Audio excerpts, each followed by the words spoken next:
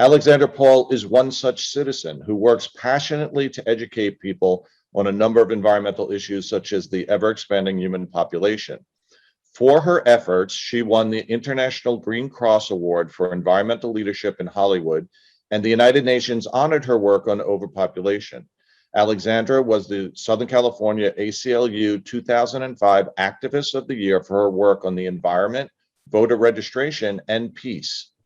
Alexandra has been driving an electric car for 31 years. Now, the buzzwords with the Department of Energy are now the electrification of transportation. So she's been driving an electric car for 31 years and was featured in the documentary Who Killed the Electric Car.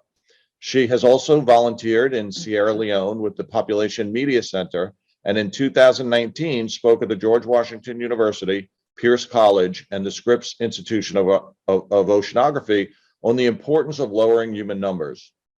But unfortunately, being an activist does not pay the bills, and therefore Alexandra is also an actress who, with over 100 film and TV credits. I definitely remember her playing the female lead in the scary movie based on the Stephen King novel, Christine. It's one of my favorite movies. Alexandra Paul feels very strongly about the human overpopulation situation and the connection of that with climate change. And therefore, we're going to learn right now about her perspective on this important issue and how it greatly impacts all forms of life on our planet. And with that, I'm going to hand this over to Alexandra. Welcome, and thank you very much for coming to give this seminar.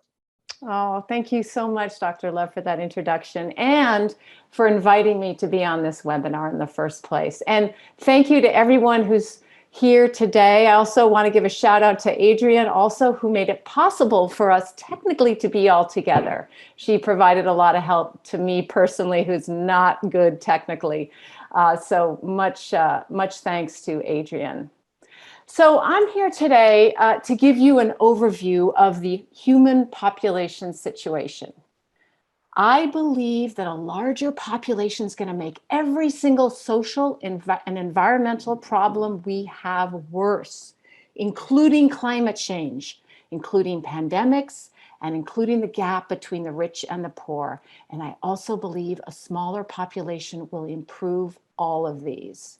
But I also want to be clear before we start that if you have a large family, I am never, ever, ever saying that your family shouldn't exist and that your family is not wonderful, or that anyone in your family made wrong choices. This talk today is just about the decisions that we make going forward now.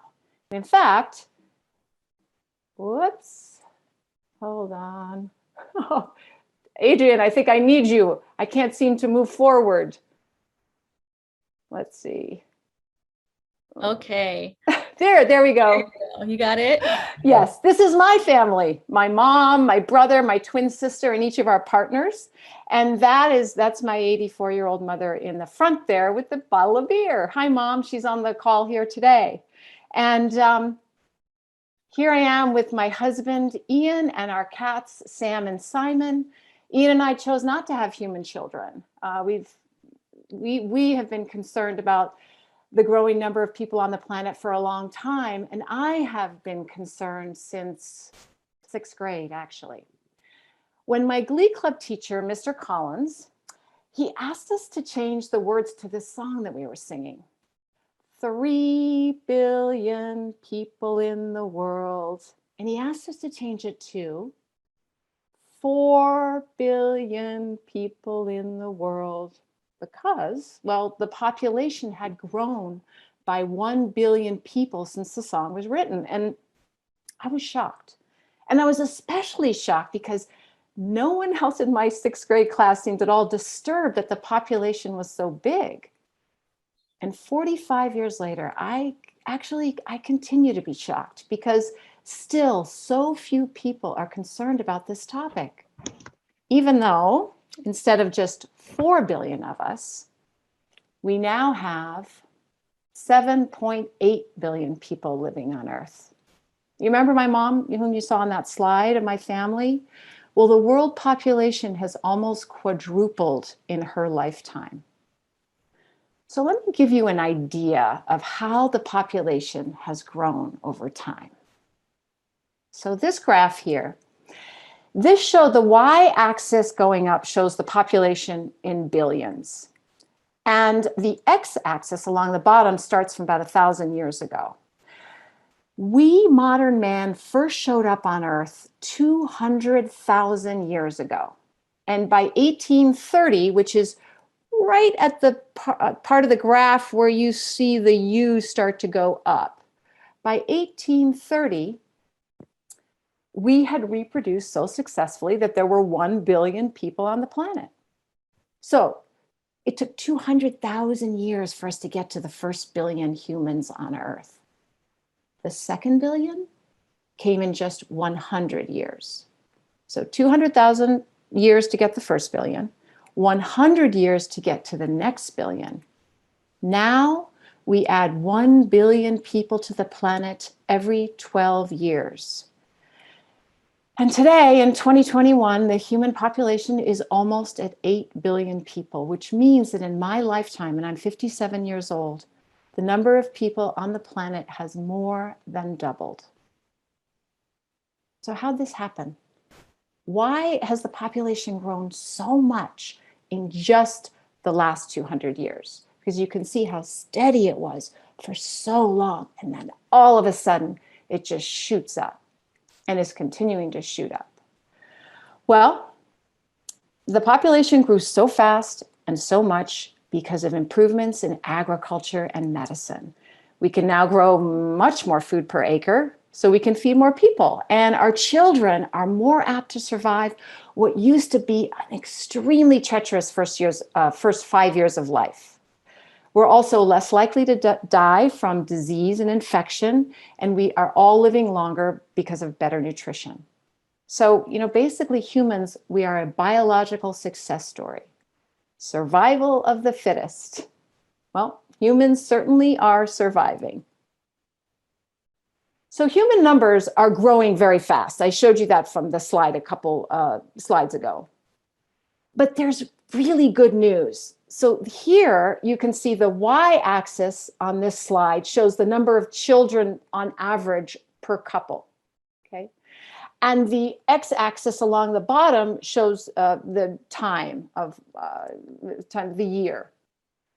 So in 1960, the world averaged 5 kids per couple.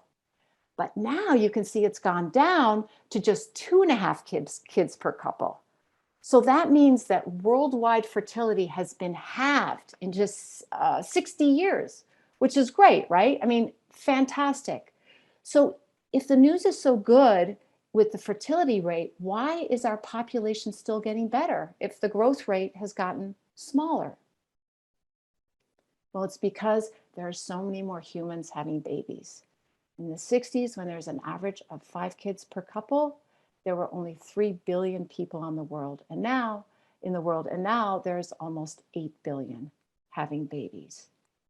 So yes, a lot of people die each day. 151,000 people die each day, but twice as many babies are born every day. And when you do the math, that adds 200,000 people to the planet every day. 200,000 people every day. That is 1 million people we're adding on the planet every 5 days. And that's not sustainable to keep adding people like this. Which means that at one point, our population will stop growing. The question is, how will it stop growing?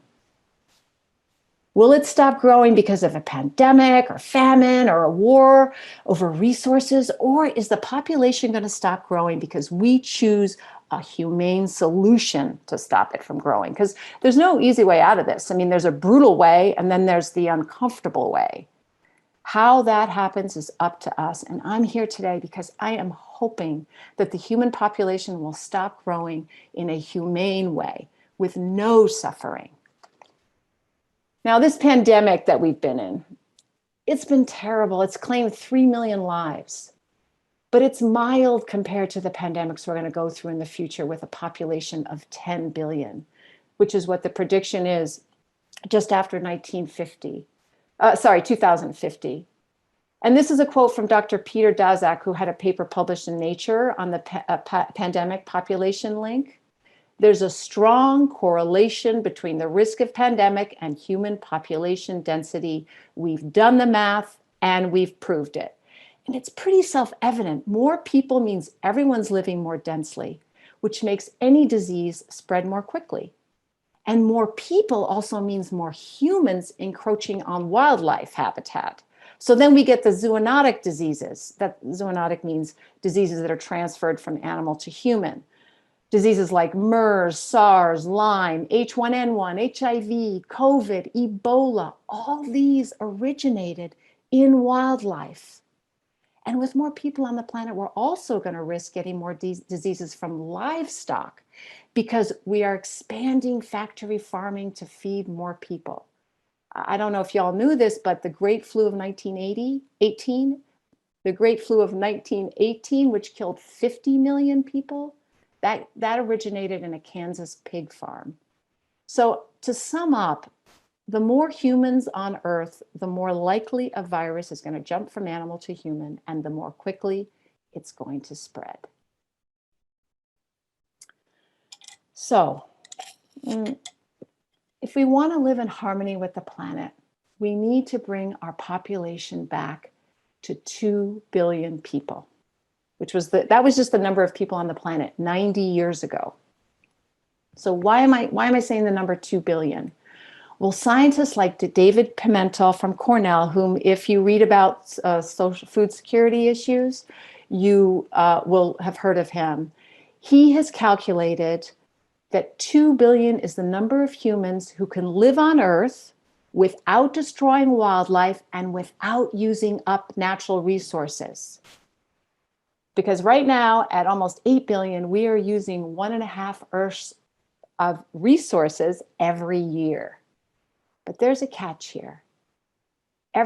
These 2 billion people need to live at a European standard of living, which is great because it lifts so many people up.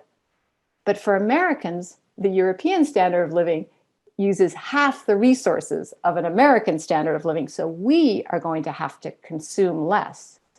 So basically what scientists are saying, and it's not just David Pimentel, it's many other scientists, they're saying that we've gotten so out of whack that the world population needs to go down by 70%, and we Americans are going to have to cut our consumption by 50% if we are going to live within the planet's limits.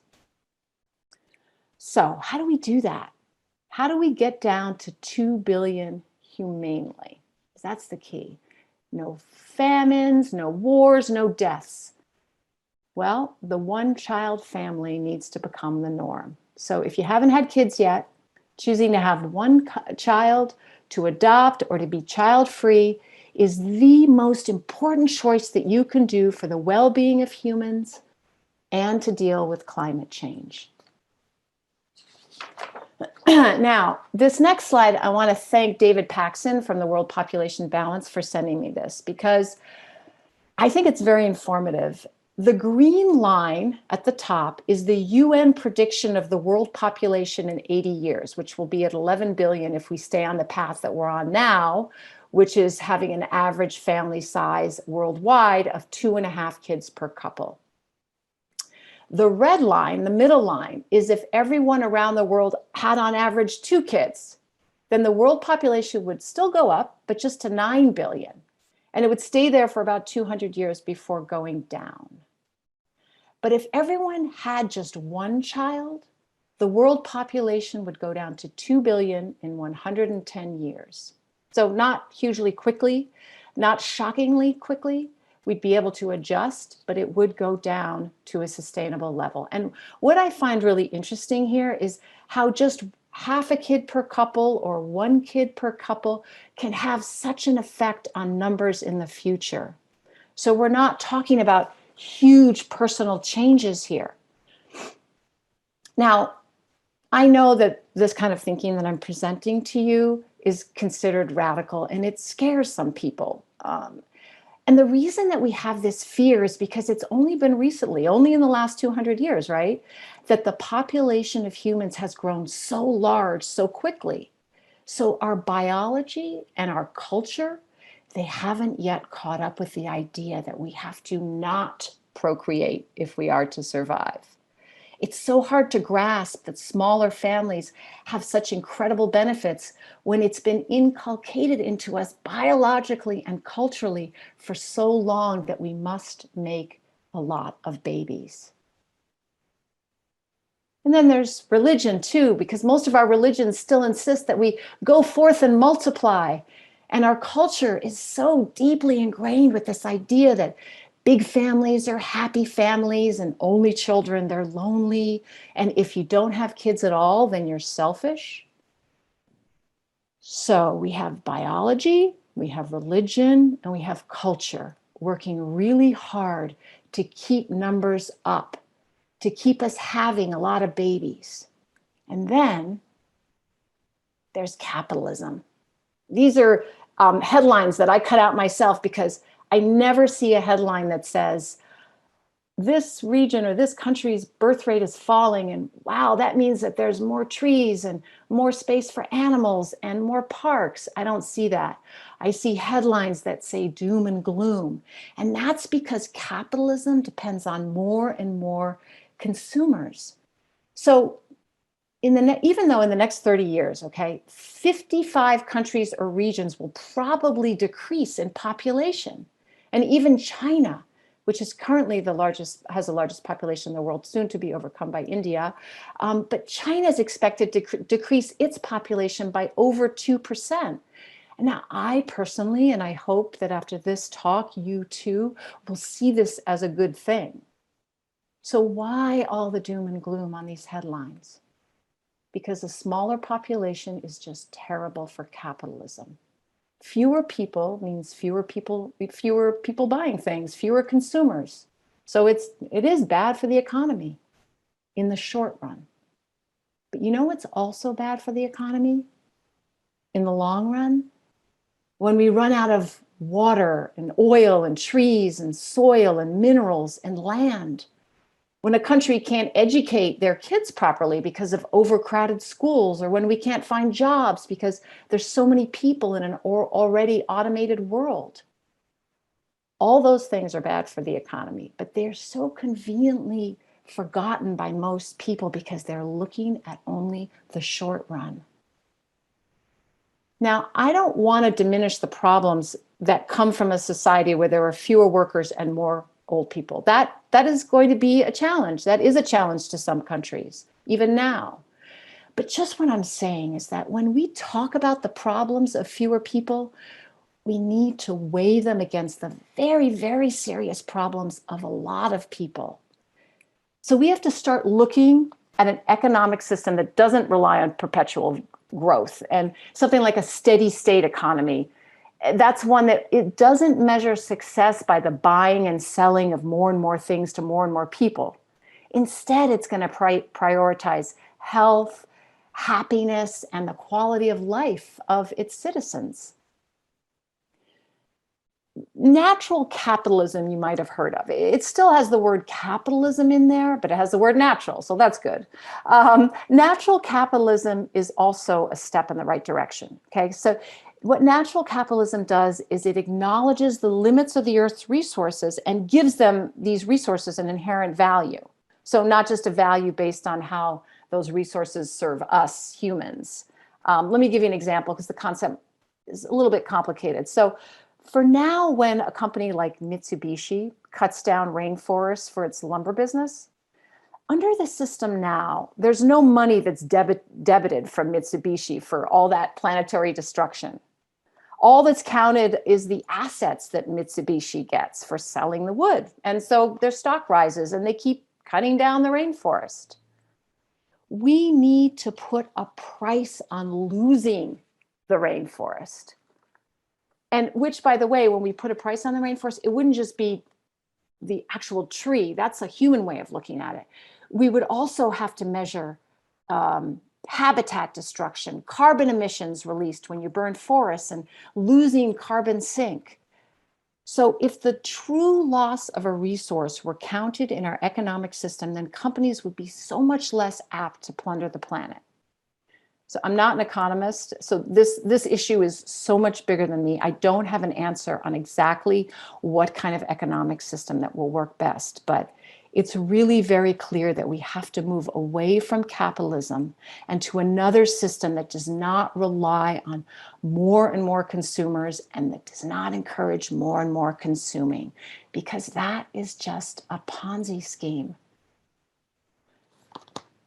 I'm going to switch gears and talk about technology. Some people think technology will save us. And look, we might be able to eke out more of the planet's resources through inventions.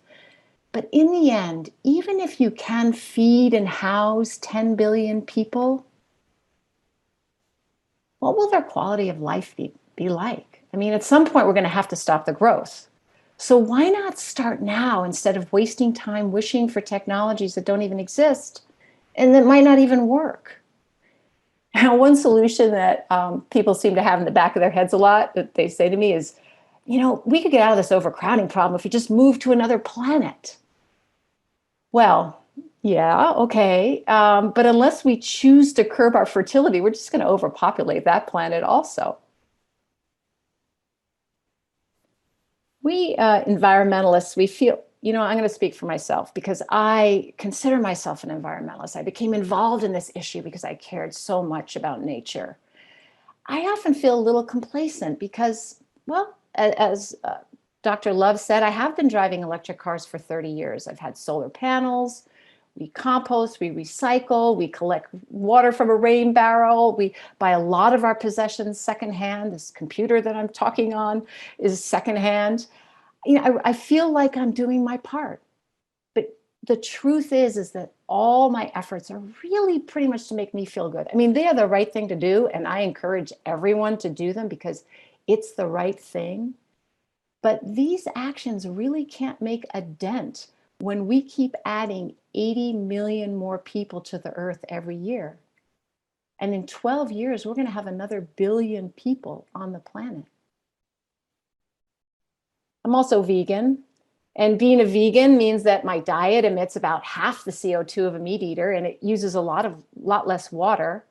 And in fact, the United Nations has calculated that raising farm animals contributes over 14% of our total greenhouse gas emissions, which means those are more CO2 emissions than from all the transportation in the world.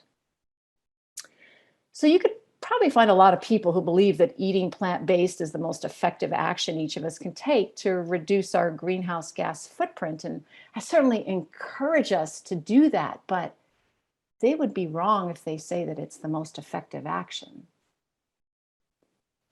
Here is a graph of emissions saved in tons. So vegan from birth, you would save 70 tons of greenhouse gas emissions from going into the atmosphere, which is great.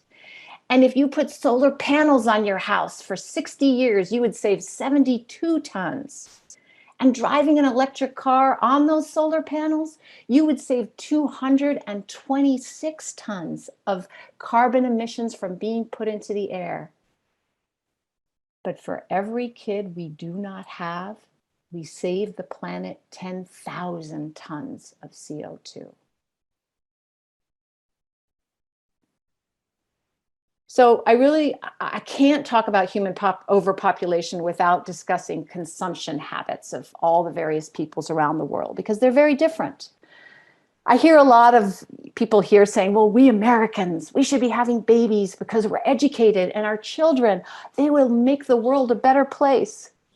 Even my mom used to tell me, she'd say, honey, your kids, they would be so wonderful. Well, thank you, Mom. But yes, they might have been wonderful. But they also would be, just by dint of being American, they would have been wasteful. Because the average North American consumes 176 gallons of water a day, compared to the average person on the continent of Africa who only uses 5 gallons a day. 176 gallons of water versus 5 gallons of water. And it's not just vis-a-vis poor countries that we in the United States are wasteful. We use twice as much energy as they do in France, as they do in England, as they do in Japan. And over our lifetimes, each of us Americans will consume 13, I'm sorry, won't consume, we will cause 13 times the environmental destruction as someone from Brazil. So yes, there are many countries in this world who have higher fertility rates than we Americans. In the United States today, we have an average of 1.7 kids per couple. But we all have to aspire to the one-child family, especially those of us here in the United States, because here in the United States, we each do so much more damage to the planet and use so many more resources. So this century, half the population growth is going to come from Africa. In the continent of Africa, the average family size is 4.4, so almost 4 times larger, over twice as large as us here in the United States. But we Americans, we have to get our family size down too, because we consume so many more resources than anyone else in the world, especially those from Africa. And a lot of people think if we just can lower our consumption, then the planet can provide water for everyone, enough food, enough land, even if there's 11 billion people on the planet, which is what the UN is predicting at the end of this century. But I don't believe that we can lower our consumption that much. I mean, okay, we could lower it to European levels here in the United States, but I'm not sure we're willing to change our lifestyles much more. I mean, because I already told you how my husband and I live, but even that's too wasteful. And I care about the environment. So as an American, even a caring American, like I'm sure all of you are, we're still too wasteful.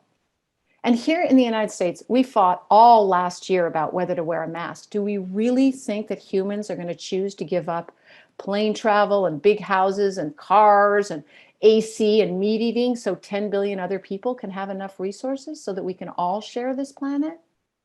I don't think so. And tell me if you think I'm wrong, but this is why I advocate for having a much smaller human population overall, and also lowering consumption in the wealthy countries, because we need both tactics to save future generations. And it's going to bring the quality of life up for everyone. So here's the most important slide in my talk. And these are solutions to this, what seems like a very big problem, and in my mind is the most important issue for us to deal with. But the wonderful thing about these solutions is that they all uplift people. And there's no coercion, no forcing. I cannot stress this enough. Please do not call it population control, because control does not work. Forcing people like China and India did, and unfortunately, what those countries did has given people like I and my message a bad name. But forcing people like China and India did to have smaller families doesn't work in the long run. And just to give you a little bit of background on China, and it's very interesting, and I encourage you to look it up for a more detailed examination of it. But in the 1970s, so China looked into the future and they knew that they wouldn't be able to feed their huge population. So China created rules that most couples could only have 2 children. There were some exceptions for people in rural areas that needed kids to work on the farm, and some minority ethnic groups. But then the laws were tightened to allow most people to just have 1 child. And that caused forced abortions, forced sterilizations, and monetary punishment for couples who disobeyed, as well as strong social punishment. And it was really terrible. And in the long run, it created these societal problems that they're still feeling today. Like, for example, too many boys and too few girls, because China was a country that didn't value girls as much as boys. So if a couple's only allowed to have 1 kid, and that kid comes out a girl, they're going to be unhappy. So they, and maybe in financial problems. So what a lot of Chinese families did was they either did sex selection and aborted the girl, or they let the girl languish and die so that they could then go on and try for a boy. So in China, the birth rates were lowered, but they didn't have to do it that way. And let me tell you why, because other countries have lowered their population in so many other creative ways even faster and more effectively than China. And I want to give you an example of Iran. It was able to lower its birth rate from 6 kids per couple in 1988 to 2 kids per couple just 12 years later. And they did that without any coercion. They made birth control free, accessible, and socially acceptable, especially acceptable among religious clerics and things. They educated couples on family planning. They gave financial bonuses for fewer kids, and they raised the age of child marriage for girls from 9 to 15. They also encourage spacing between each child. And now these are all great things, and I talk about them in a little later too, but one other reason that we have to know too is that one of the reasons that they were able to lower their population so much is that they were also in a war. And so that, and the economic issues and the economy often, as you know, because I talked about earlier, it drives a lot of things. And with a slower economy, they didn't have as many kids. Now, however, in terms of war, if you look at the top countries of the world who have the highest birth rates, a lot of them have had a continual wars for decades, and that causes chaos and in the society, and also higher birth rates. So humans are complicated, and there's not one size fits all. And I also want to add as a footnote to the Iran story is that in the last 10 years, Iran has reversed this policy, and they now have a very much pro-natal policy that's undoing a lot of the gains that it reaped during this time between 1988 and 2000. But the point that I'm making here is that we do not need coercion or control to lower birth rates. So there's so many great ways to lower them, and I'm going to talk about them more in depth right now. So one thing is to change social norms. That is right under coercion here on the slide. And this means discussing limiting family sizes without it being taboo, like we're doing now. Thanks very much to San Diego State University. And it means public relations campaigns that show the benefits of small families and positive media images. Because, okay, so this is a great story. One of the theories as to why Brazil has such a low birth rate, even though it's majority Catholic, right? And Catholic religion doesn't approve of birth control. But Brazil has a really low birth rate because they love soap operas, telenovelas. And how many kids do you see in a soap opera? None, right? The couples don't have soap operas, and the women are powerful. There's an organization called Population Media Center, and it's doing amazing work in this area. It's creating radio and TV dramas all over the world with really exciting storylines that telenovelas have, that also have sub-storylines that sort of show the benefits of small families and gender equality and birth control. And these shows are opening people's minds and changing cultures in ways that really benefit individuals and communities. And also being a role model oneself is really important. So choosing each of us to have, if we haven't had children yet, to have one kid, to adopt, or to remain child-free is so important, especially those of us on this call living in the United States, because, as I said, we use so many resources. The fourth note here, empowering women and educating girls. This is what got John so excited, Dr. Love so excited about this subject, is because research shows that the fastest way to lower the birth rate is to educate girls and empower women. Iran, by the way, had a very highly educated system for girls back at one time. And so when I say educate girls, I mean at least a secondary school education for girls, and of course, equal rights for women. And the reason this is so important is because as the schoolgirl gets older, she becomes an empowered woman. She has more outside interests and work opportunities, so she doesn't get her only value from being a mother, which is a very valuable thing, by the way, but she can choose to be a mother, how much she's going to be a mother, and what she's going to do otherwise. She's going to probably marry later. She's very likely going to work outside the home, so she'll choose to have smaller children.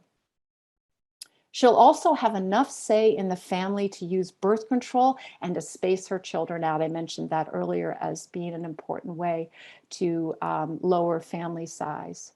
And as an example, Italy, which is also a very Catholic country like Brazil, it has a very low birth rate, lower than here in the United States, 1.3 kids per couple. And that's because the women are educated and empowered. They also are a highly urban country, which is also, people in cities tend to have smaller families because it's more expensive to live in cities, and you don't need to have kids working on a farm. And so educated women don't choose just to follow the Pope without thinking, or any religion, without thinking about how it affects them. And there's some really other interesting ways that people are overcoming these traditional patriarchies. For example, in some countries, to overcome the resistance from traditional fathers who don't want to send their daughters to school, schools are offering not just meals to the kids at school, but they're giving food for the girls to bring home to the family. And this will incentivize the fathers because they'll see the value of the girl and won't want to just keep her home to work around the house. And once again, I want to mention Population Media Center. It's populationmedia.org if you're interested in looking at their work, because they're doing such great work producing on the local level these dramas that show the positive aspects of so many issues that will end up lowering the population, like gender equality, using birth control, and the benefits of smaller families. Because what makes a better story than sex and power? And that's basically what the dynamics of human population is. Government incentives for small families.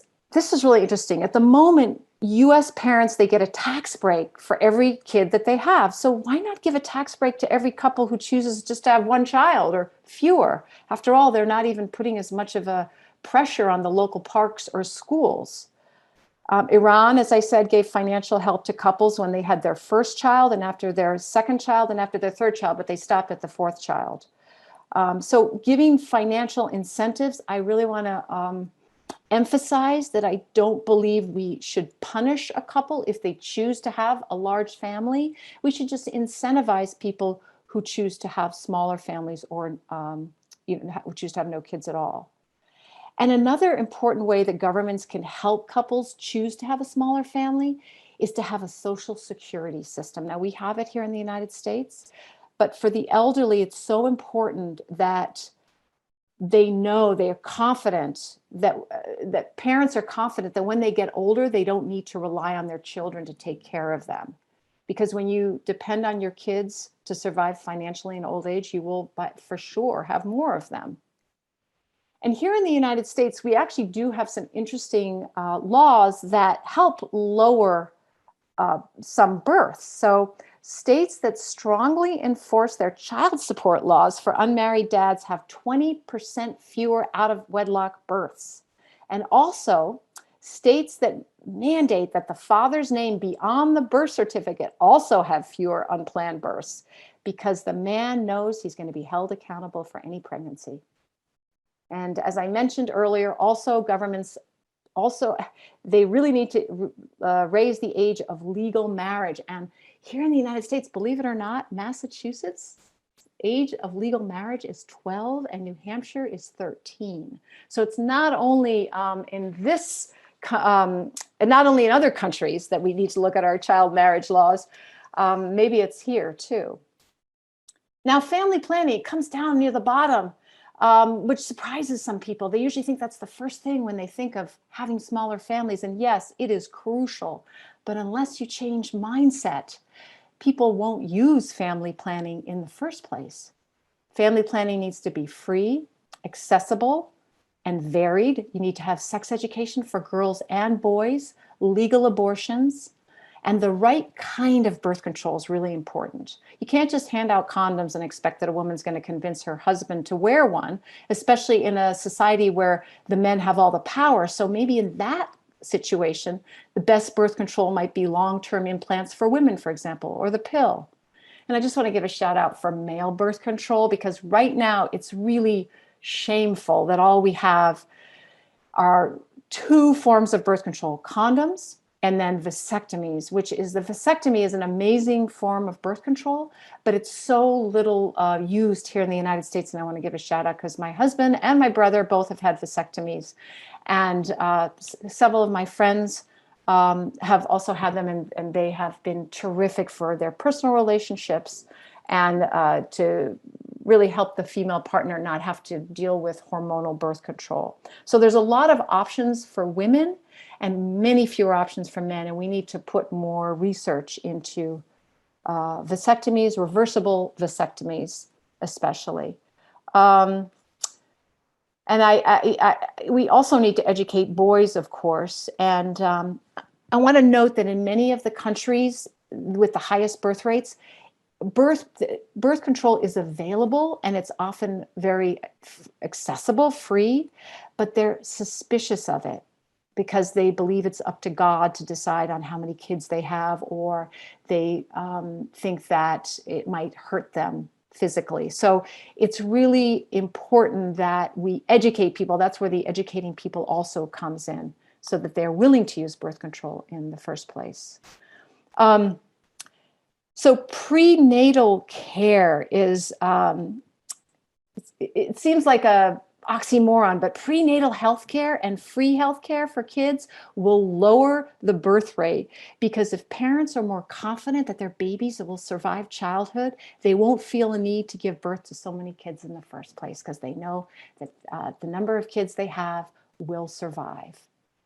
Now, lastly, I went over capitalism quite a bit. So the steady state economy, this is really important, moving away from a capitalist economy, which depends on growth, to one that puts more value on nature and happiness of citizens and health as a measure of success.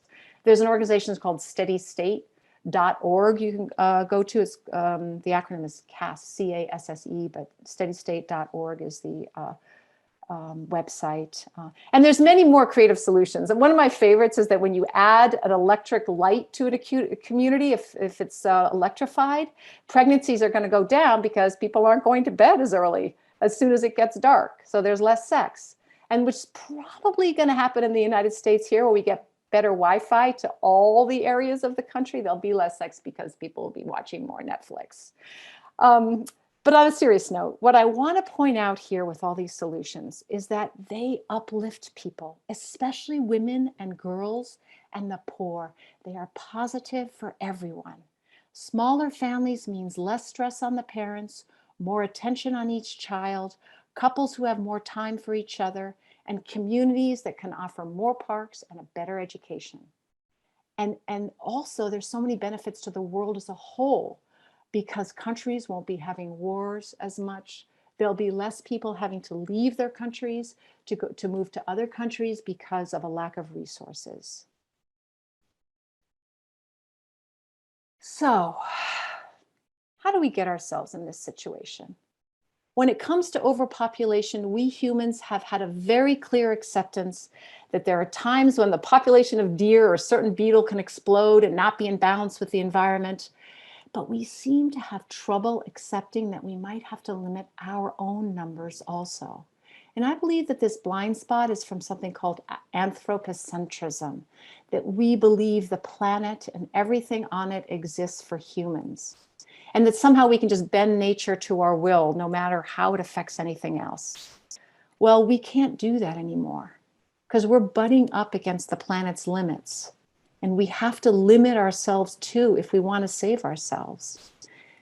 And by the way, this struggle to combat climate change, it's not to save the planet. It's to save us, humans. Because if all humans disappeared, the planet and nature would just be fine. They would thrive, actually. Humans are the only living being on Earth that if we were no longer here, it would have a positive effect on the web of life. So one of the biggest problems for progress on this issue is that there's a lot of fear surrounding the discussion of human numbers. But in fact, as I hope you've recognized, reducing the population is going to elevate everyone, especially women, children, and the people of poorer nations. Now, I once asked the environmental organization Rainforest Action Network, which is a pretty radical organization, right? They hang banners off buildings and they occupy oil rigs. And I asked them, Why didn't they include the importance of lowering human numbers in their, top 10 ways to help the rainforest? And what the executive director told me, she told me point blank that they will not discuss human population because she didn't want to scare away donors. This is a really brave environmental organization, but it will not touch this topic. And then this is a quote from Al Gore. He wrote a book called Earth in the Balance. And he says, no goal is more crucial to healing the global environment than stabilizing human population. He wrote this in 1992. Now I'd say it would be lowering population. Because in 1992, the population was 6 billion. So this was a really good book. And for those of you who don't know who Al Gore is, he was a former vice president. He's a fervent environmentalist. He produced the climate change documentary, An Inconvenient Truth. I loved his book, Earth in the Balance, and I so appreciate this quote. But I have to say that this quote he put in the very last chapter, and he doesn't cover human overpopulation at all in any other part of the book. It was so weird. And then more recently, I called the educational arm of Al Gore's Climate Reality Project. And I asked them, why aren't you discussing lowering human numbers as part of your curriculum to combat climate change? And they told me they didn't have time in their curriculum. They already had too much information. So I don't have donors. So here I am. I also don't have kids, and nor do my siblings. Our line of the family ends with us. And for a lot of people, when they hear that, their immediate reaction is, oh, that's so sad. But we really need to change how we feel about family size and recognize that small really is beautiful in so many ways. I'm going to be leaving other things behind me besides my DNA, like ideas and hopefully lots of good deeds. And so will my child-free brother, Jonathan, and my child-free sister, Caroline. Will we be able to change our mindset and deal with these growing numbers in a rational manner, in a humane manner? I don't know, because what I see is people avoiding the situation completely, and it terrifies me. Not for me, but for you and your kids. There are lots of younger people on here. And so that's why I'm here today, in hopes that you will discuss and you will advocate for one-child families and lower the human numbers on this planet. Thank you very much. And any questions that you have, I would love to answer them.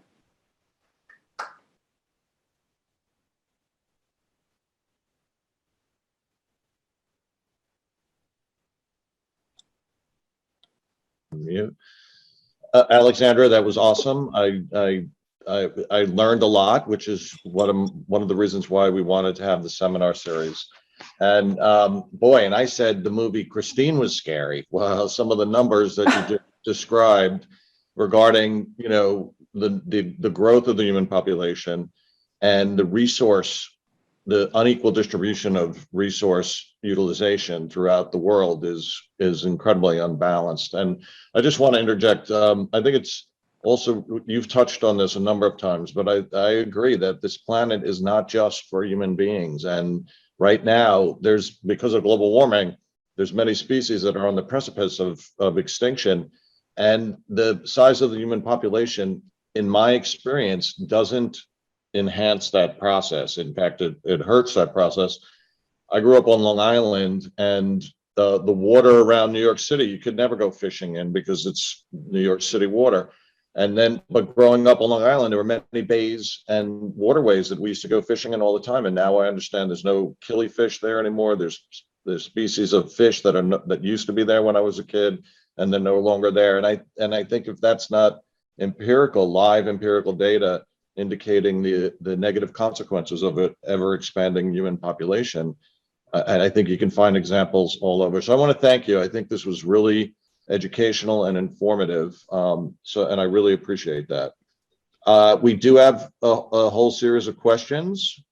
So the first one is from an anonymous attendee. Does the quality of life at 2 billion assume even distribution of resources? Is there some attendant global mutualism that would have to happen at the same time? Yes, you would. I know distribution is an issue, so it's not. I can't. That this lowering the population will not automatically solve distribution, but it will mean that there is enough, and that certain countries won't will each have enough. I try and keep my talk really global. Um, but yes, I know that even at 2 million, there were people who were starving in certain countries because of corruption and things. But I do know that if those same countries or any of the countries at 11 billion, it's going to be even harder. The haves and the have-nots will be much larger. I also agree with you. I mean, there's different political parties and types of governments, and I think that they all have their positives and negatives. But I think clearly there's some severe negatives associated with capitalism, such as rampant consumerism. A perfect example of that is plastic, right? The only reason why we have so much single-use plastic in this world is because the plastic making companies are making money off of that. And that to me is an example of environmental damage that is totally correlated to profit, which is a big part of capitalism. So Wendy McNaughton asks or said, thank you for this talk. So interesting and so much I didn't know. The numbers are shocking. 1 billion people added every 12 years. Why don't environmental organizations talk more about this? The $1 million question.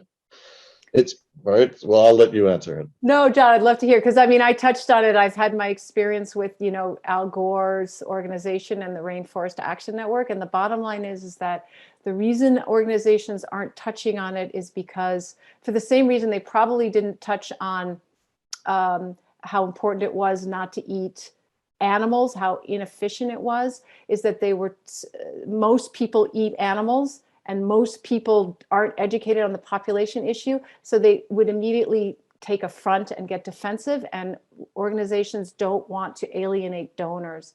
But ever since Cowspiracy came out in the last few years, it's become more of the zeitgeist to talk about the fact that yes, animal agriculture isn't good for the environment. So now environmental organizations feel comfortable and brave enough to talk about it.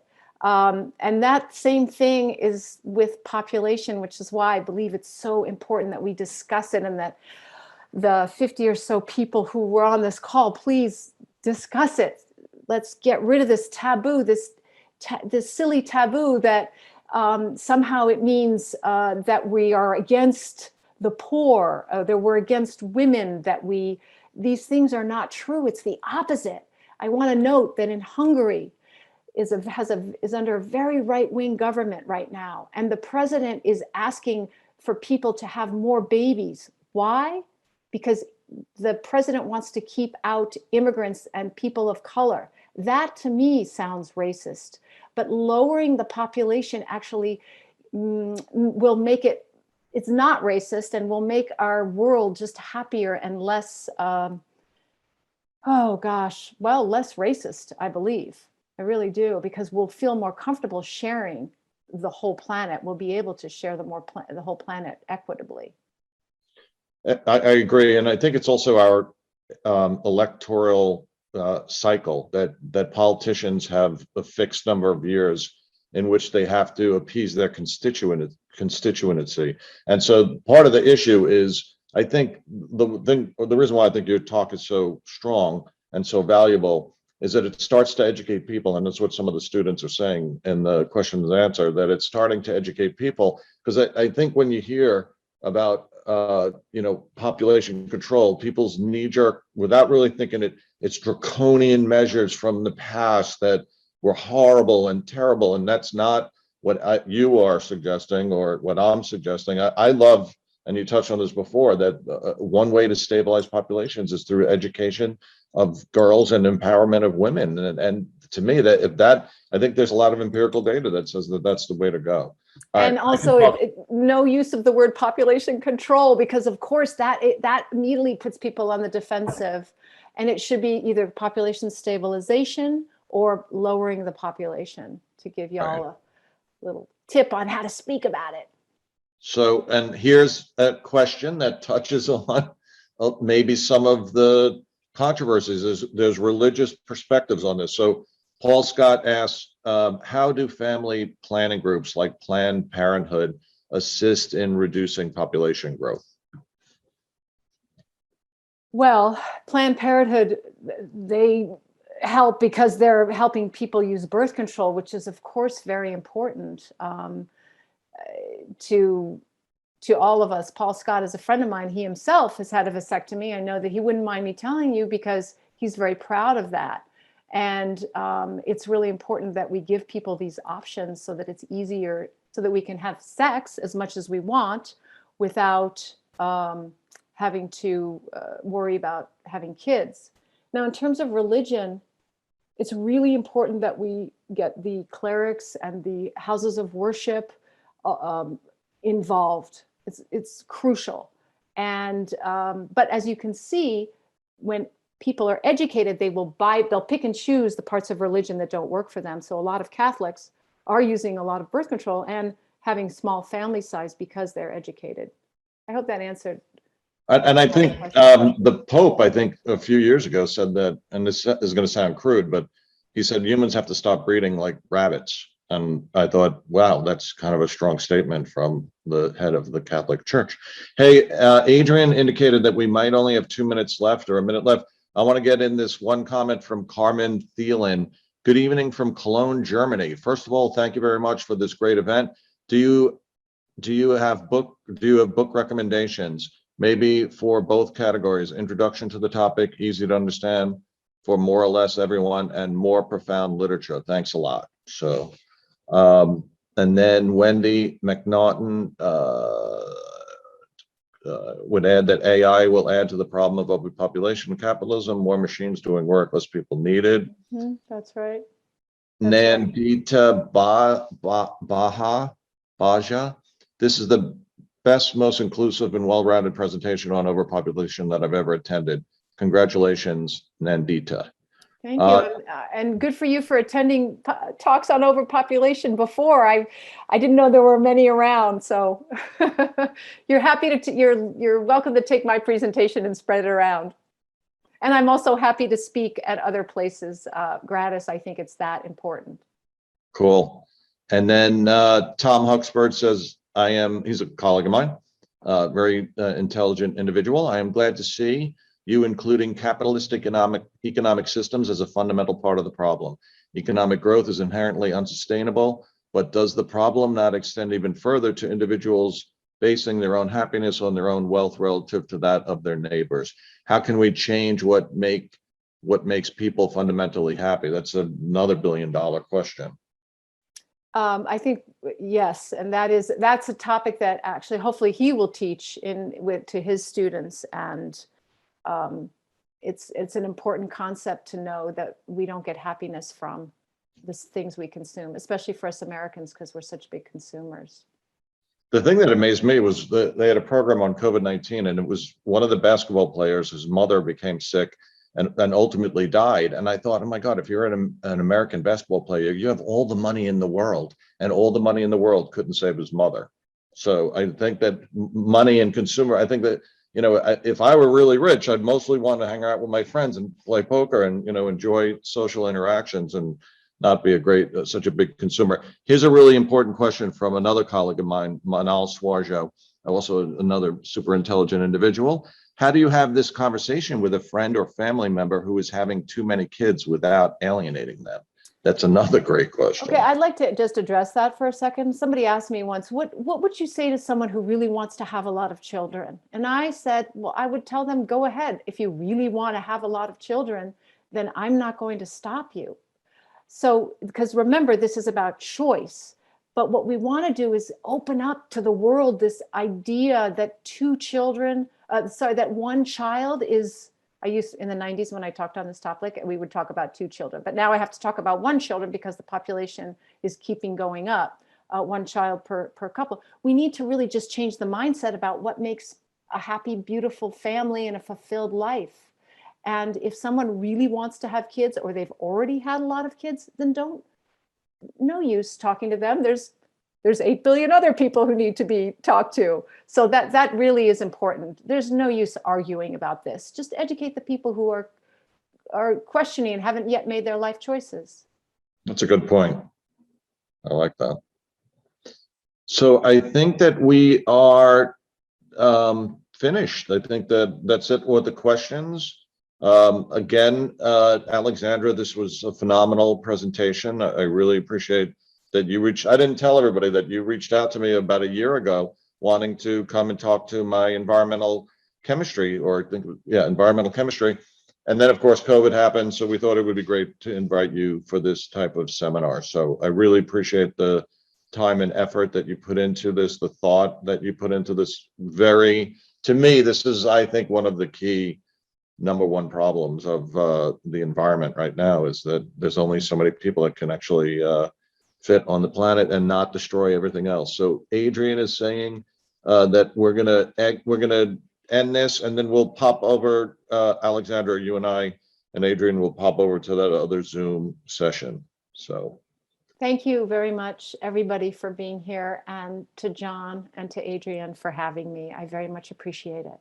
well, I think it worked out well. We really want to thank you for the efforts that you put into this and the intelligence, and I think it is a really important topic. So thank you very much, and I hope everybody learned. I think that there's definitely a very informative seminar, so I'm pretty sure everybody did learn. Looks like there might be no, just people saying thank you.